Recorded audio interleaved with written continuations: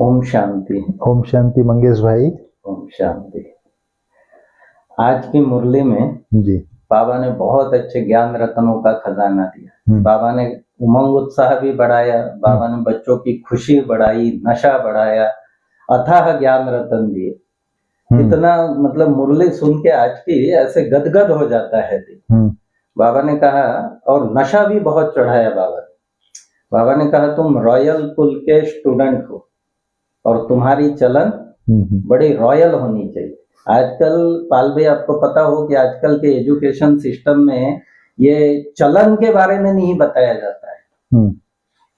पहले तो भी बहुत पुराने इसमें कैरेक्टर एक बड़ा टॉपिक होता था। आज के इसमें सिर्फ पैसा कमाने के लिए पढ़ाई जैसे नैतिक शिक्षा रही ही नहीं। हाँ, नैतिक शिक्षा रही नहीं, लेकिन ये बाबा का जो ज्ञान है ये खास नैतिक शिक्षा को लेके है। तो बाबा ने कहा तुम रॉयल कुल के रॉयल स्टूडेंट हो और साथ साथ तुम्हारी चलन भी बड़ी रॉयल होनी। बाबा की शिक्षा जो है चरित्र निर्माण के लिए ही तो है। हाँ, बिल्कुल बिल्कुल। बाकी ये लौकिक पढ़ाई से तो लौकिक जीवन यापन होता है। हाँ, ये मेन चीज ही चरित्र निर्माण के लिए। बिल्कुल बिल्कुल। तो यही बात है।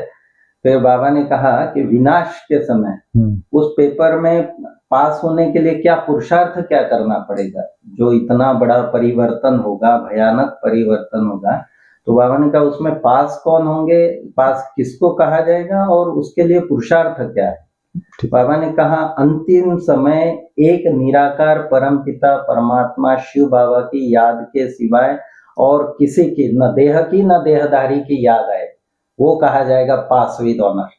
और उसके लिए बाबा ने कहा कि तुमको निरंतर अभ्यास चाहिए। मैं आत्मा हूँ, मैं आत्मा हूँ, देही अभिमानी बनने का निरंतर पुरुषार्थ करना है।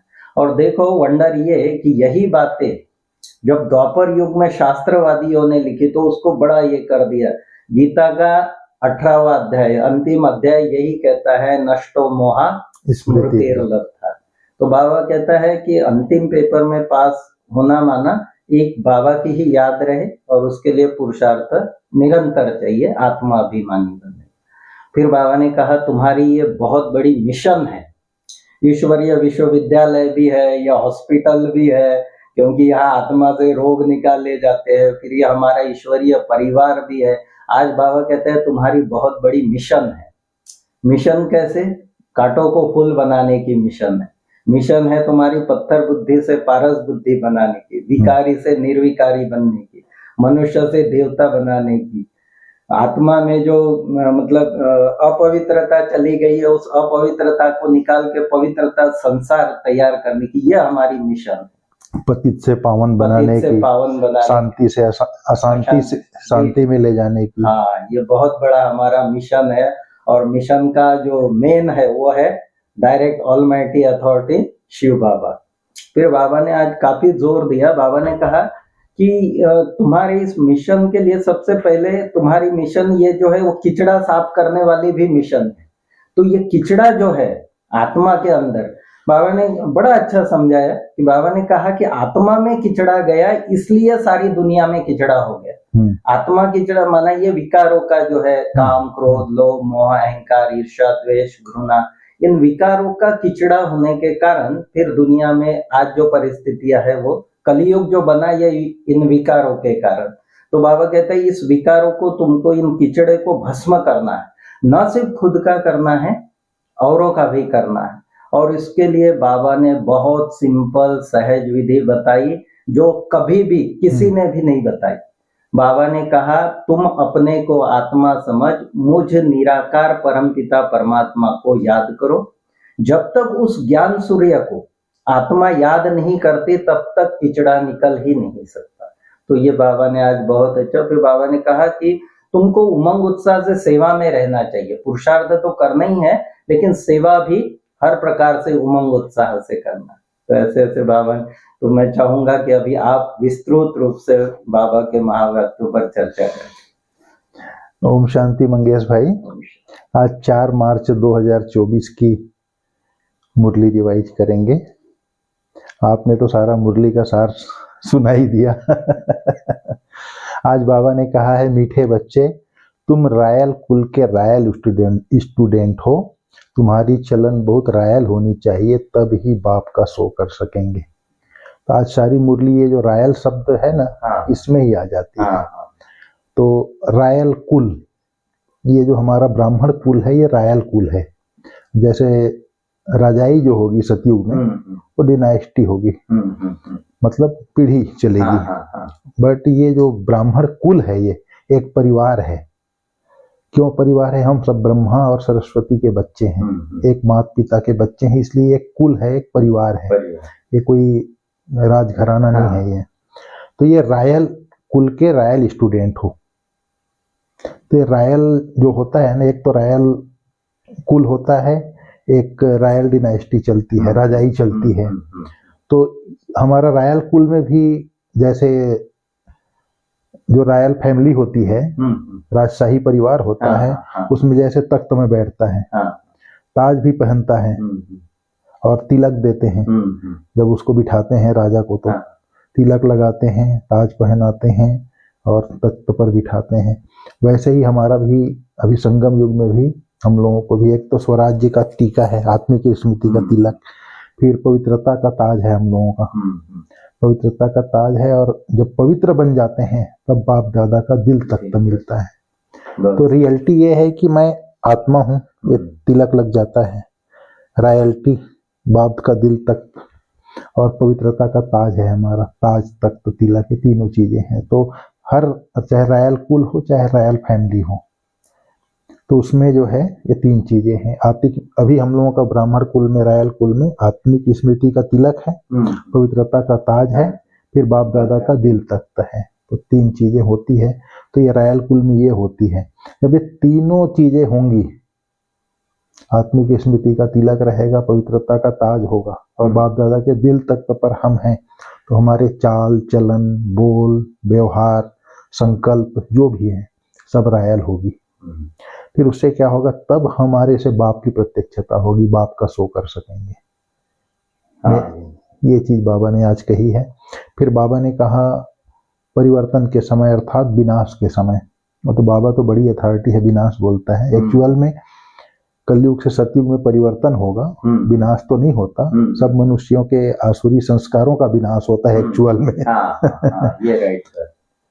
तो बाबा कहता है विनाश के समय अंतिम पेपर में पास वही होंगे जिनको पुरानी दुनिया, पुराना शरीर याद ना आए। उसके लिए देह का भान टूटा हुआ हो, बेहद की दुनिया में ऐसे ममत्व निकल जाए और भाई भाई की स्मृति हो। तीन बातें, बेहद की पुरानी दुनिया से ममत्व निकल जाए, भाई भाई की दृष्टि पक्की हो और देह का अभिमान, देह भान, देह अभिमान टूटा हुआ हो। तीन चीजें चाहिए विनाश के समय अंतिम पेपर में पास होने के लिए।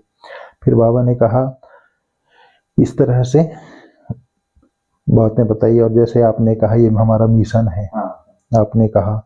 फिर मेन चीज है, आज बाबा ने कहा तमो प्रधान से सतो प्रधान बनना है, तो एक बाप की याद से ही तमो प्रधान से सतो प्रधान बनेंगे।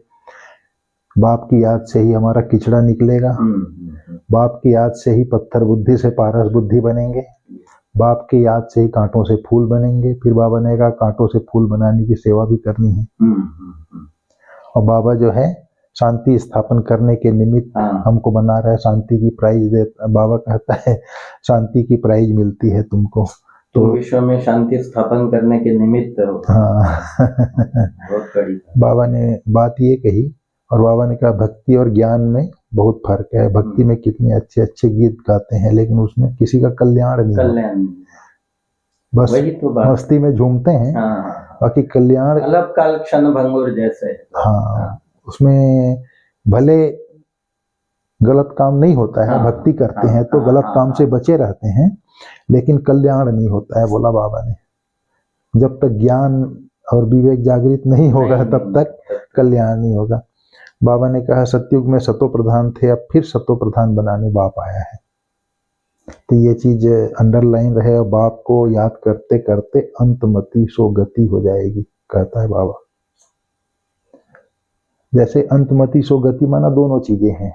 एक तो आदमी का अंत समय आता है, उस समय भी अंतमति गति होगी, प्लस जैसे रात को सोते हैं, रात को सोते सोते बाप की याद में सोएंगे तो सुबेरे अमृत वेला जो हमारी जो गति होगी वो रात को सोए रहेंगे जिस मती में उसी वैसी गति होगी। अगर न्यूज़पेपर पढ़ के सोएंगे, टीवी देख के सोएंगे तो सुबह भी वही गति होगी हमारी। फैक्ट है। हाँ, इस चीजें। और बाबा ने आज कहा है वशीकरण मंत्र। वशीकरण मंत्र माना मन मना भाव मध्याजी भाव। मन मना भाव माना देह सहित देह के सब संबंधों को भूल मामेकम याद करो। ये इसको बाबा वशीकरण मंत्र बोलता है, या कभी कभी बोलता है शिव मंत्र बोलता है बाबा। तो इस तरह से बाबा ने जो है, आज बाबा ने मुरली में कहा है, आज बाबा को बोलता है हम आए हैं आप लोगों को कांटों से फूल बनाने। फिर बाबा ने कहा बहुत धैर्य से और प्यार से सबको दो बाप का परिचय देना है, लौकिक पारलौकिक। फिर बाबा ने कहा तीसरा बाप भी है, लौकिक अलौकिक पारलौकिक। बहुत बड़े धैर्य से प्यार से सबको जो है बाप का परिचय देना है। फिर बाबा ने कहा बाप की याद में रहते रहते तुम अशरीरी बन जाते हो। ज्ञान से अशरीरी होते हैं, इसमें गुम होने की बात नहीं है, बोला बाबा ने। बेहोशी होने की बात नहीं है, मतलब ज्ञान से अशरीरी बन जाते हैं, एकदम से गुम हो गए यहाँ से, ऐसा नहीं है, बोला बाबा ने। बाबा ने कहा भाई भाई की अवस्था पक्की तब रह सकती है जब देह अभिमान टूटा हुआ हो। ये चीज बाबा ने कहा। फिर बाबा ने कहा देह अभिमान में जब भी आते हैं, देह अभिमान में आए माना कुछ न कुछ घाटा पड़ता है, और देही अभिमानी होते हैं तो घाटा नहीं पड़ेगा। देह अभिमान में जैसे ही आते हैं विकर्म होना शुरू हो जाता है, इसलिए घाटा पड़ जाता है, बोला बाबा। और बाबा ने कहा अंत समय में पास होने के लिए शरीर और दुनिया दोनों को भूलना है। बुद्धि में रहे, कोई भी चीज में आसक्ति न रहे, और बुद्धि में रहे कि अब हम कलयुग से सतयुग में ट्रांसफर हुए कि हुए। बाबा ने कहा फिर वही बात बोला सार में, धैर्य और प्यार से सबको दो बाप का परिचय देना है, ज्ञान रत्नों से अपनी झोली भरनी है, और सबको कांटों से फूल बनाने की सेवा करनी है। और बाबा ने कहा बाप और सेवा में मगन रहने वाले निर्विघ्न निरंतर सेवाधारी भव, कहा बाबा ने। जहाँ सेवा का उमंग है वहाँ अनेक बातों से सहज ही किनारा हो जाता है। एक बाप और सेवा में मगन रहो तो तीन बातें बताई, निर्विघ्न निरंतर सेवाधारी और सहज मायाजीत। तीन फायदा है बाप और सेवा में मगन रहो तो। जिसको बाबा कभी कभी बोलता है याद और सेवा का डबल लाख लगा दो, बोलता है। निर्विघ्न भी रहेंगे, निरंतर सेवाधारी भी बनेंगे, और सहज मायाजीत भी बन जाएंगे।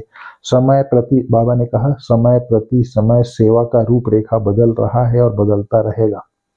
अभी आप लोगों को अब ज्यादा कहना नहीं पड़ेगा, हम पब्लिक में, वो स्वयं कहेंगे कि आप श्रेष्ठ कार्य कर रहे हो, हमको भी सहयोगी बनाओ। वो तो प्रत्यक्ष देख रहे हैं। तो बाबा ने कहा जब ऐसी सिचुएशन दिखती है तो समझ लो कि ये समय की समीपता की निशानी है। तो खूब उमंग उत्साह से सेवा करते आगे बढ़ते चलो, कहा बाबा ने।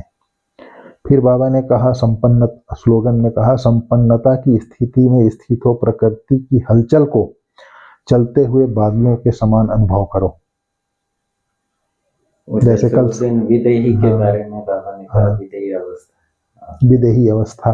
तो जैसे बाबा ने 4-5 खजाने बताए थे ना, ज्ञान, शक्तियां, गुण, खुशी का खजाना, और सबको सुख शांति का रास्ता बताने से जो दुआओं का खजाना मिलता है, इससे जब भरपूर हो जाते हैं अर्थात संपन्न बन जाते हैं, फिर आप देही अभिमानी बन जाएंगे, आत्माभिमानी बन जाएंगे, विदेही स्थिति बन जाएगी, शरीर से न्यारापन।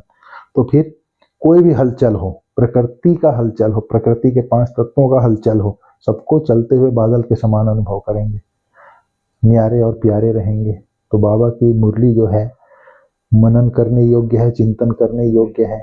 और जैसे बाबा ने कहा ना, और कुछ भी याद ना आए, तो जो बाबा की याद में रहते हैं, एक बाप की याद में रहते हैं और कुछ नहीं याद करते हैं, उनका काम बाबा स्वयं कर देता है। बाबा कहते हैं उनको सोचने की भी जरूरत नहीं, सोचने से पहले मैं कार्य तैयार कर दे, तुम्हारे सोचने का भी काम मैं करता हूँ।